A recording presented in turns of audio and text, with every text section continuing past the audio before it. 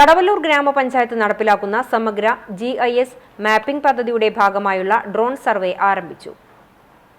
നൂതന സാങ്കേതിക വിദ്യകളായ drone, DGPS, GPS, പ്രത്യേകം രൂപപ്പെടുത്തിയ മൊബൈൽ ആപ്ലിക്കേഷൻ തുടങ്ങിയവയുടെ സഹായത്തോടെ പഞ്ചായത്ത് പരിധിയിലെ മുഴുവൻ പൊതു-സ്വകാര്യ ആസ്തികളും അവയുടെ അടിസ്ഥാന വിവരങ്ങളോടെ മാപ്പ് ചെയ്യുകയും അവ വിശകലന സൗകര്യത്തോടുകൂടിയ വെബ് പോർട്ടലിൽ അപ്ലോഡ് ചെയ്യുക വഴി ആവശ്യമായ വിവരങ്ങൾ ആവശ്യമുള്ള രീതിയിൽ ജീവനക്കാരുടെയും ജനപ്രതിനിധികളുടെയും വിരൽത്തുമ്പിൽ എത്തിക്കുകയാണ് പദ്ധതി വഴി ലക്ഷ്യം വെക്കുന്നത്.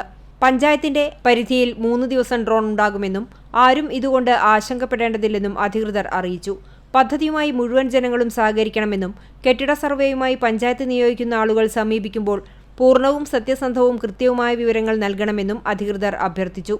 ആധുനിക വിവരസാങ്കേതിക വിദ്യയുടെ സഹായത്താൽ നടപ്പിലാക്കുന്ന പദ്ധതി പ്രകാരം പഞ്ചായത്ത് പരിധിയിലെ മുഴുവൻ കെട്ടിടങ്ങളും ഫോട്ടോ ഉൾപ്പെടെയുള്ള സമ്പൂർണ്ണ വിവരങ്ങൾ ഉൾപ്പെടുത്തി മാപ്പ് ചെയ്യുന്നതോടൊപ്പം റോഡ്, പാലം, കൾവേർട്ട്, ഡ്രൈനേജ്, കനാൽ, ലാൻഡ്മാർക്ക്, തണ്ണീർത്തടങ്ങൾ, സൂക്ഷ്മതല ഭൂവിനിയോഗ മാപ്പുകൾ എന്നിവ ഒരു വെബ് പോർട്ടലിൽ ആവശ്യാനുസരണം സെർച്ച് ചെയ്ത് പരിശോധിക്കാൻ കഴിയും വിധമാണ് സജ്ജമാക്കുന്നത്.